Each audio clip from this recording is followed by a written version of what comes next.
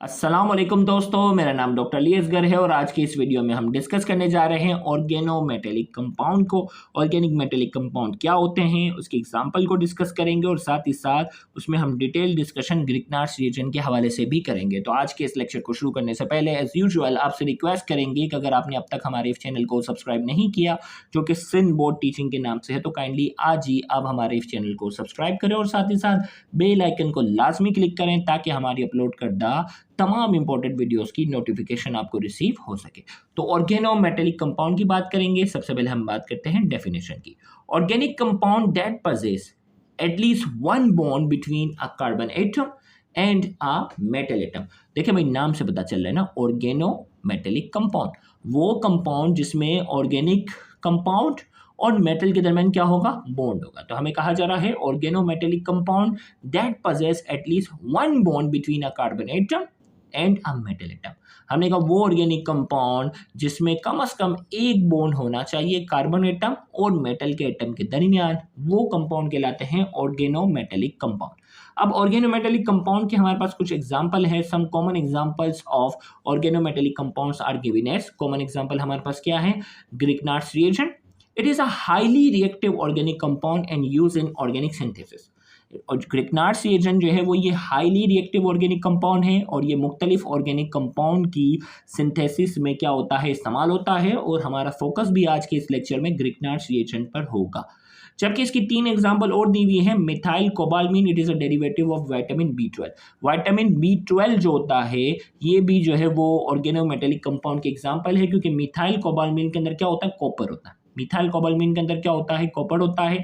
इसी तरीके से dimethyl zinc, it is use as insecticides, कीड़े मकोड़ों को मारने के लिए इस्तेमाल होता है। उसमें डाई मिथाइल यानी ऑर्गेनिक कंपाउंड और उसमें मेटल क्या होता है, जिंक होता है।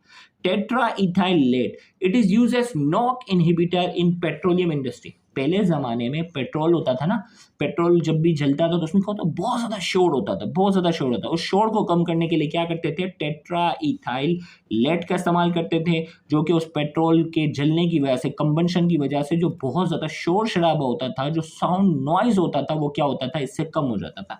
बाद में इसको ख़त्म कर दिया गया क्योंकि लेड पॉइजनिंग होती थी, तो इसको आगे जाके ये ख़त्म कर दिया गया। लेकिन ये भी क्या है, ऑर्गेनो मेटेलिक कंपाउंड के एग्जाम्पल है, क्योंकि देखो इथाइल लेड के साथ जुड़ा हुआ है, मिथाइल है जिंक के साथ जुड़ा हुआ है, मिथाइल कोबालमीन इसमें कॉपर होता है। और यहाँ ग्रिग्नार्ड्स रिएजेंट की बात करेंगे, इसमें मेटल क्या होगा, मैग्नीशियम होगा। और इसी को हमारा चैप्टर में इसको डिटेल में हम डिस्कस करने जा रहे हैं।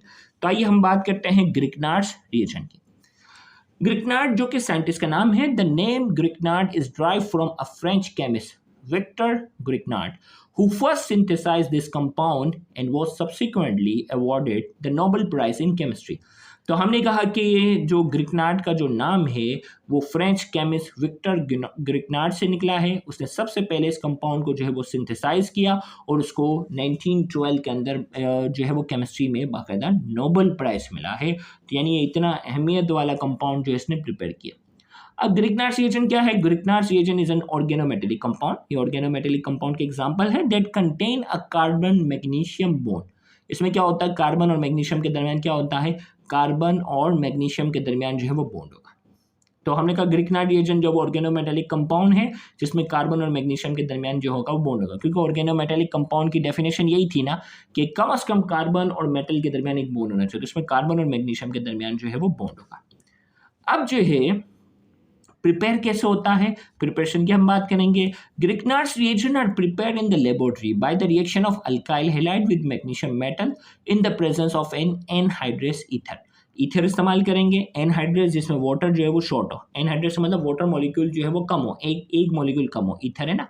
तो Grignard's reagent are prepared in the laboratory. Alkyl halide को हम सिंपली मैग्नीशियम के साथ रिएक्ट कर रहे हैं, अल्काइल हैलाइड है मैग्नीशियम के साथ रिएक्ट करवा रहे हैं इन the presence of anhydrous ether. क्या बन जाता है, अल्काइल मैग्नीशियम हैलाइड।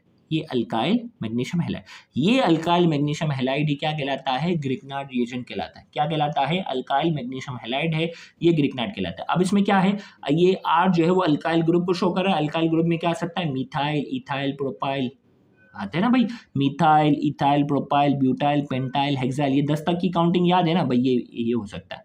इसी तरीके से, और उसका फॉर्मूला भी याद है ना, मिथाइल होगा तो CH3, इथाइल होगा तो C2H5, इस तरीके से प्रोपाइल, ये जनरल रिएक्शन याद रखना। और एक्स क्या है, हेलोजन को शो कर रहा है। इसमें जो है वो हेलोजन हमारे पास जो मेनली जो इस्तेमाल होते हैं, फ्लोरीन की इलेक्ट्रोनेगेटिविटी बहुत ज़्यादा होती है, तो फ्लोरीन नहीं होगा, क्लोरीन, ब्रोमीन और आयोडीन। आर जो है वो अल्काइल को शो कर रहा है, मिथाइल, इथाइल, प्रोपाइल, ब्यूटाइल, ये 10 तक आप काउंटिंग याद है। और एक्स जो है वो हेलोजन को शो कर रहा है, क्लोरीन, ब्रोमीन, आयोडीन। तो क्लोराइड, ब्रोमाइड और आयोडाइड, इन तीनों में से यहाँ कोई भी होगा। तो ये जनरल फॉर्मूला था हमारे पास। अब हम इसकी यहाँ एग्जाम्पल करके मैं यहाँ समझाता हूँ। मिसाल के तौर पर हमारे पास जो है वो इथाइल क्लोराइड है, गौर से सुनिएगा, ये हमारे पास है इथाइल क्लोराइड। इसको मैं मैग्नीशियम के साथ क्या करवा रहा हूँ, रिएक्ट करवा रहा हूँ इन the presence of anhydrous ether.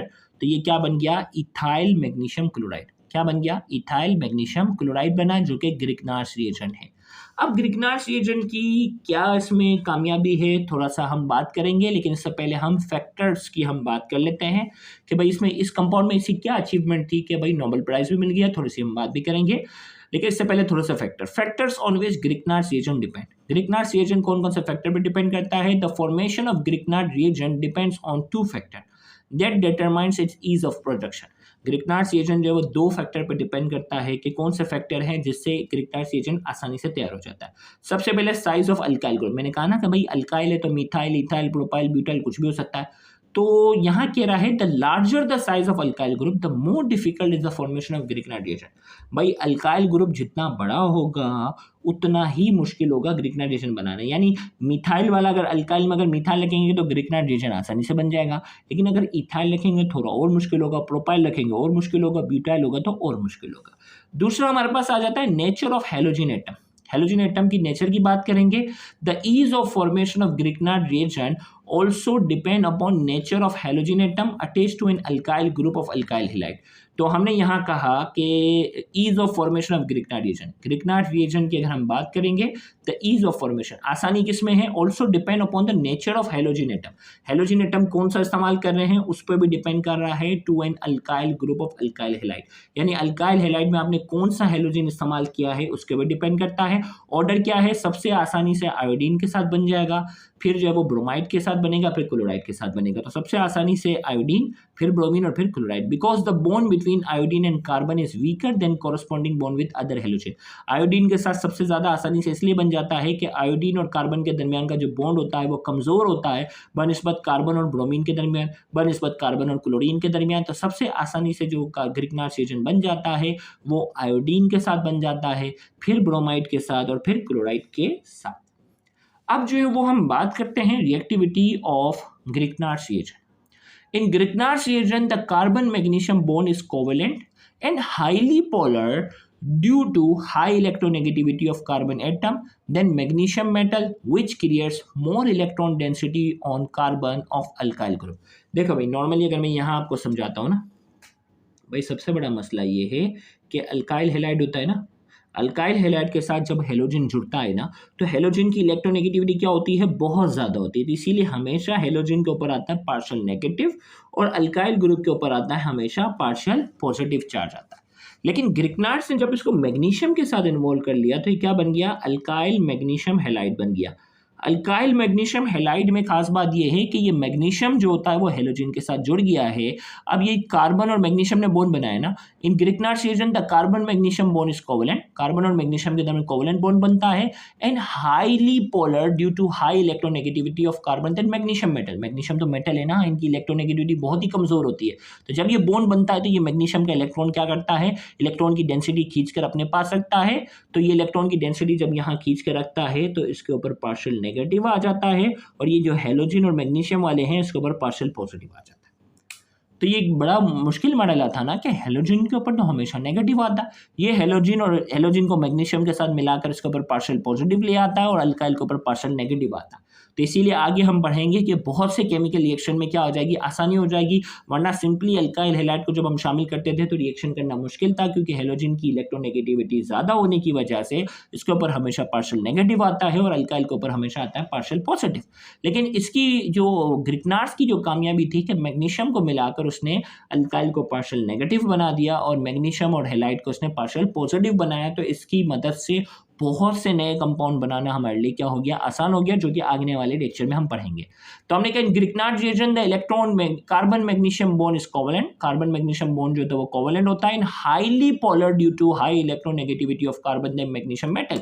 Carbon की जो इलेक्ट्रोनेगेटिविटी है वो मैग्नीशियम मेटल के मुकाबले में काफी ज्यादा है, which creates more electron density of on carbon of alkyl group, जिसकी वजह से इलेक्ट्रॉन डेंसिटी जो मैग्नीशियम वाली थी वो भी ज्यादातर अल्काइल के पास आ गई। As a result the carbon atom bears a partial negative charge and act as a nucleophile, इसके ऊपर पार्शियल नेगेटिव आ जाता है और वो न्यूक्लियोफाइल की तरह बिहेव करता है, वरना सिंपल अल्काइल हैलाइड में वो इलेक्ट्रोफाइल की तरह बिहेव करता है क्योंकि उसके ऊपर पार्शियल पॉजिटिव होता है। Due to this nucleophilic nature of alkyl parts, Grignard's reagent react with polarized molecule either by nucleophilic substitution और nucleophilic addition reaction। और इस न्यूक्लियोफिलिक नेचर की वजह से ये Grignard's reagent जो होता है वो कई पोलराइज मॉलिक्यूल के साथ न्यूक्लियोफिलिक सब्स्टिट्यूशन रिएक्शन की तरह या न्यूक्लियोफिलिक एडिशन रिएक्शन की तरह क्या करता है, रिएक्ट करता है। वरना किसी भी मॉलिक्यूल में अल्काइल को शामिल करना आसान नहीं होता, लेकिन Grignard's की इस कामयाबी की वजह से हम जो है वो बहुत से जो मॉलिक्यूल्स होते हैं उसमें अल्काइल जो होता है वो न्यूक्लियोफिलिक सब्स्टिट्यूशन की तरह भी काम करता है और न्यूक्लियोफाइल की तरह आसानी से क्या हो जाता है, ऐड भी हो जाता है। तो ये था Grignard's रिएजेंट का इंट्रो। इंशाल्लाह आने वाले लेक्चर में हम Grignard's रिएजेंट के जो 4 केमिकल रिएक्शन हमारे कोर्स में शामिल हैं उनको हम डिटेल में डिस्कस करेंगे, तो उस लेक्चर को भी देखना मत भूलिएगा। Thank you very much. Allah.